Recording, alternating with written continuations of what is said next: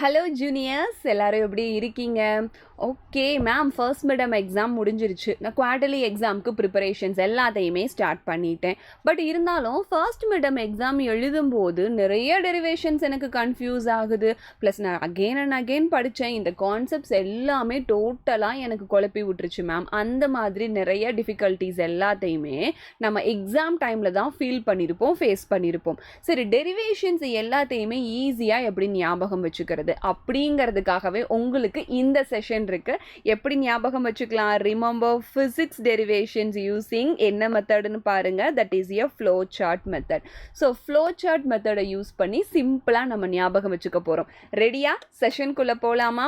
உங்களுக்கு கண்டிப்பா இந்த நோட்ஸ் வேணும்னா நம்மளுடைய வாட்ஸ்அப் சேனல்ல மறக்காம நீங்க ஜாயின் பண்ணிக்கோங்க. We are also on Instagram, Facebook, Telegram and யூடியூப்ல நீங்க ஃபாலோ பண்ணி சப்ஸ்கிரைப் பண்ணி உங்க ஃப்ரெண்ட்ஸுக்கும் ஷேர் பண்ணிடுங்க பசங்களா. மறக்காம வாட்ஸ்அப் சேனல்லையும் நீங்க ஜாயின் பண்ணிடுங்க. சரியா? ரொம்ப முக்கியமான விஷயம், நம்மளுடைய ஜைலம் ஸ்டூடெண்ட்ஸ் மோர் தென் 100 ஸ்டூடெண்ட்ஸ் 500க்கு மேலே ஸ்கோர் பண்ணி அவங்க ட்ரீமை அச்சீவ் பண்ணியிருக்காங்க. அவங்க எல்லாத்துக்குமே ஒரு ஹார்ட்டி கங்க்ராச்சுலேஷன்ஸ் நான் இந்த இடத்துல சொல்லிட்டு நம்மளுடைய லெசனுக்குள்ளே மூவ் பண்ண ஆரம்பிக்கலாம். ஓகே, ஸோ ஃபர்ஸ்ட் ஒன், டெரிவேஷன்ஸில் நம்ம என்ன ஃபேஸ் பண்ணுவோம்? டெரிவேஷன்ஸ்னாவே மேம் எப்போ பாருங்க நிறைய ஸ்டெப்ஸ் இருக்குது, நான் ஆர்டரை மறந்துடுறேன், சம்டைம்ஸ் நான் பிளைண்டாக அதுக்கப்புறம் என்ன வரும்னு தெரியாமல் பிளைண்டாக மெமரைஸ் பண்ணிட்டு போகிறேன்.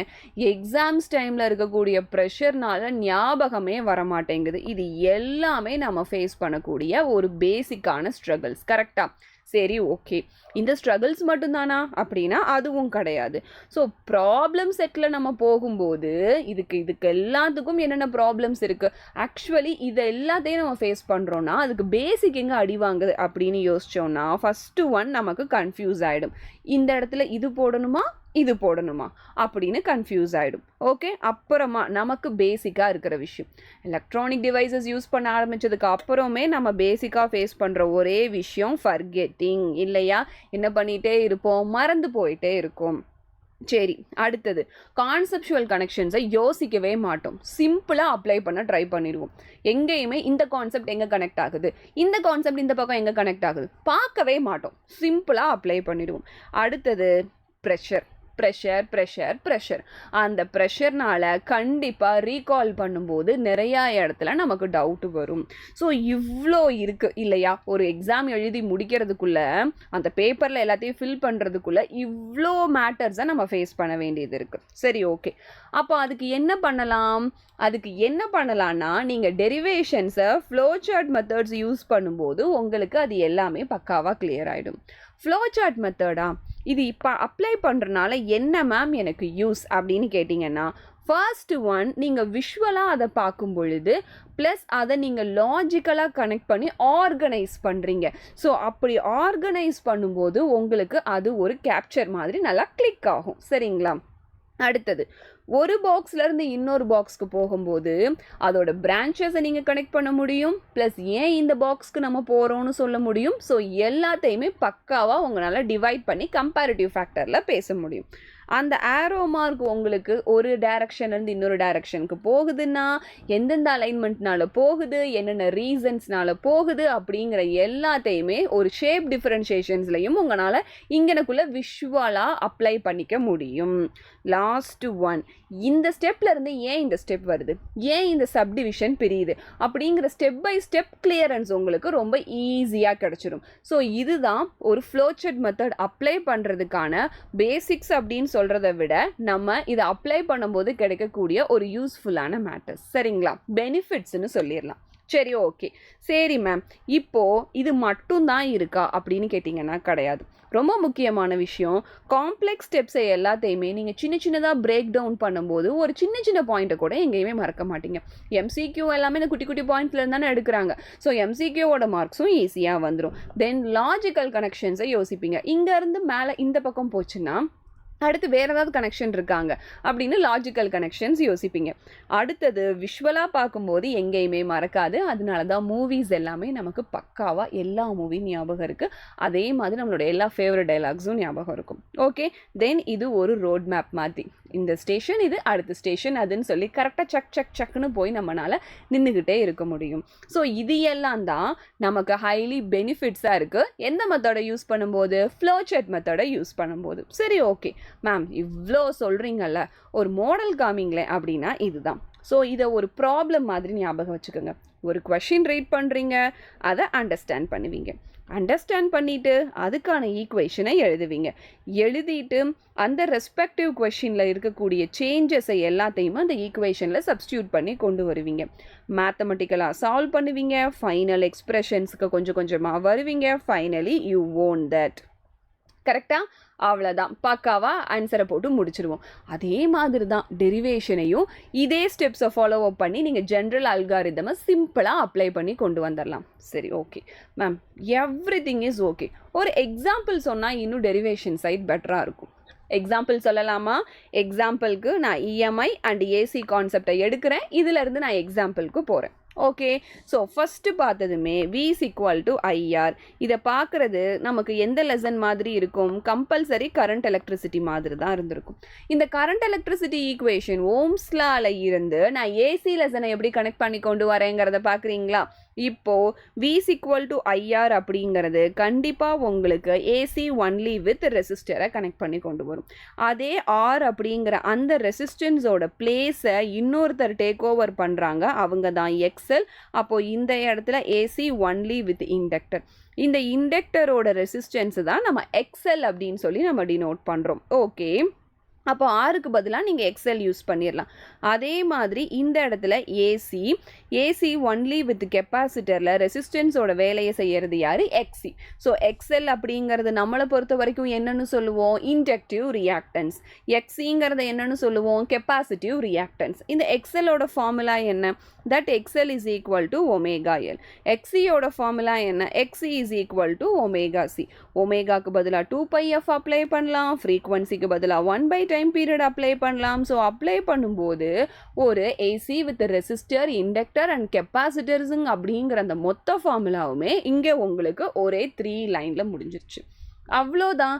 மேத்தமெட்டிக்கல் டெரிவேஷன்ஸை பார்த்து இனி ஏன் பயப்படணும்? இதோடு சேர்ந்து இன்னொருத்தர் வர்றாங்க, அவங்க தான் Z. இந்த Z யார் அப்படின்னு கேட்டிங்கன்னா, தட் இஸ் சிம்ப்ளி அண்ட் இம்பிடென்ஸாக எனக்கு இருக்குது. அந்த இம்பிடென்ஸை நான் எடுத்துக்கிறேன். மேம் இம்பிடென்ஸ் எப்போ யூஸ் பண்ணுறதுன்னு தெரியல, எக்ஸல் எப்போ யூஸ் பண்ணுறதுன்னு தெரியல, எதுக்கு நீ அவ்வளோ கன்ஃபியூஸ் ஆகணும்?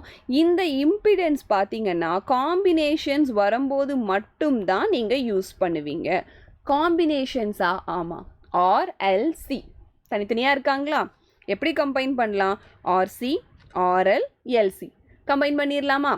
அப்போ இதோட √R² + XC the whole square.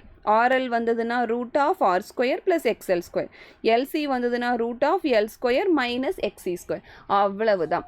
XL - XC the whole square. சிம்பிளாக நம்ம இந்த இடத்துல ஃபினிஷ் பண்ணிடலாம். அப்போ 2 காம்பினேஷன்ஸ் வரும்போது மட்டும்தான் இந்த ஈக்குவேஷன்ஸை யூஸ் பண்ணுவோம். இது வரைக்கும் கிளாரிட்டி கிடச்சிருச்சு.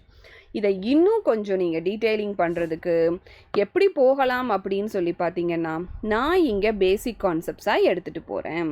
அப்போ பேசிக் கான்செப்ட்ஸ்னால் என்ன? ஸோ நான் இங்கே ஃபர்ஸ்ட் R எடுத்துக்கிறேன், இங்கே L எடுத்துக்கிறேன், இங்கே C எடுத்துக்கிறேன். ஓகே, இதை நீங்கள் எப்படி டேக் ஓவர் பண்ணலான்னு பாருங்கள். This is our voltage equation, V0 sin ωt. எல்லாத்துலேயுமே இந்த voltage equation common, V0 sin ωt. V = V0 sin ωt.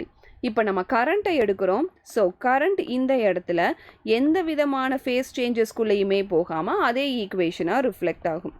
Here I = I0 sin ωt - π/2. Here I = I0 sin ωt + π/2. Okay, கரண்ட்டோட equation மாறிடுச்சு. இப்போ அதுக்கடுத்த term பார்த்தீங்கன்னா, இந்த இடத்துல உங்களுக்கு ரெசிஸ்டன்ஸ் R, இங்கே எனக்குள்ள இண்டக்டன்ஸ்க்கு இப்போ தான் நம்ம ஃப்ளோ சார்ட் பார்த்துட்டு வந்தோம். That is L, this is இந்த இடத்துல XCன்னு சொல்லி இருக்கும். அதெல்லாம் விட்டுட்டு அங்கே ஃப்ளோ சார்ட்டில் போடுறோம்ல, இங்கே கனெக்ட் பண்ணலாம். இப்போ எனக்கு பீக் கரண்ட் கேட்குறாங்க. I0 is equal to V0 divided by R. Peak current கேட்டால் பீக் வோல்டேஜ் எடுக்கணும். அப்போ இங்கனக்குள்ள ரெசிஸ்டன்ஸ்க்கு பதிலாக யார் பிஹேவ் பண்ணுவா? I0 is equal to V0 divided by XL. I0 is equal to V0 divided by XC. Apply பண்ணியாச்சு. அடுத்தது என்ன பண்ணுறோம்? ஃபேஸ் டிஃபரன்ஸ்க்கு போகிறோம். ஃபேஸ் டிஃபரன்ஸ் இந்த இடத்துல கரண்ட்லையும் சரி பொட்டன்ஷியல்லையும் சரி எந்த விதமான ஆங்கிளும் கனெக்ட் ஆகலை. தேர்ஃபோர் இந்த இடத்துல ஃபேஸ் ஆங்கிள் 0 டிகிரி. இங்கனக்குள்ள ஃபேஸ் ஆங்கிள் π/2ன்னு வந்திருக்கிறனால 90 டிகிரி. இங்கனக்குள்ளேயும் ஃபேஸ் ஆங்கிள் π/2ன்னு வந்திருக்கிறனால 90 டிகிரி. ஸோ இப்போ நீங்கள் அப்படியே பவர் ஃபேக்டர் கால்குலேட் பண்ணுறீங்க. பவர் ஃபேக்டர் வெறும் காஸ் ஃபைன் தான் எடுப்பீங்க. ஸோ காஸ் 0வோட வேல்யூ என்ன? 1. காஸ் 90 டிகிரியோட வேல்யூ என்ன உங்களுக்கு? Simply it will becomes a 0. இங்கேயும் காஸ் 90 0. அப்போது இந்த இடத்துல பொட்டன்ஷியல் அண்டு கரண்ட்டுக்கு லீடிங் லேகிங் பார்த்தோன்னா என்னுடைய பொட்டன்ஷியலும் கரண்ட்டும் எந்த விதமான லீடிங் லேகிங் இல்லாமல் சேமாக ட்ராவல் பண்ணுவாங்க.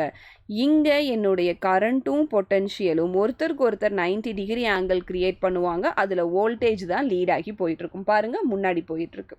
ஓகே, இந்த இடத்துல கரண்ட்டு தான் லீட் ஆகும்னு சொல்கிறதுக்காக பொட்டன்ஷியலை கொஞ்சம் 90 டிகிரி பின்னாடி தள்ளி வச்சிடலாம். அப்போது இந்த மாதிரி கான்செப்ட்ஸை எடுத்து நீங்கள் கனெக்ட் பண்ணி படிக்கும்போது உங்களுக்கு எந்த இடத்துலையுமே அந்த கான்செப்ட் மிஸ் ஆகவே ஆகாது அப்படிங்கிறத நான் கிளியராக சொல்லிடுறேன். கம்பேரிட்டிவ் ஃபேக்டர் கொண்டு வந்துடலாம். ஒரு அலைன்மெண்ட்டில் இருந்து இன்னொரு அலைன்மெண்ட்டுக்கு எப்படி போகுதுங்கிறது உங்களுக்கு தெரிஞ்சிடும். ப்ளஸ் அதே மாதிரி ஒவ்வொரு கான்செப்ட்ஸையும் உங்களால் ஈஸியாக கனெக்ட் பண்ணி படிச்சிட முடியும். அப்போது உங்களோட மொத்த கான்செப்டில் தேவைப்படுற எல்லா பாயிண்ட்டையுமே சிம்பிளாக இங்கனக்குள்ளே கொண்டு வந்துட்டீங்க. அவ்வளோதான்.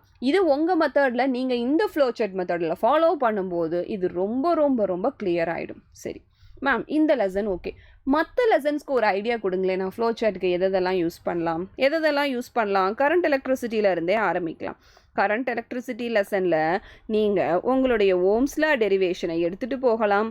அந்த ஓம்ஸ் லா டெரிவேஷனில் இருந்து உங்களுக்கு என்னென்ன கனெக்ட் ஆகும்? கரண்ட் டென்சிட்டி கனெக்ட் ஆகும், ரெசிஸ்டன்ஸ் கனெக்ட் ஆகும், ரெசிஸ்டிவிட்டி கனெக்ட் ஆகும். இது எல்லாத்தையும் ஃப்ளோ சார்ட்டில் நீங்கள் யூஸ் பண்ணலாம்.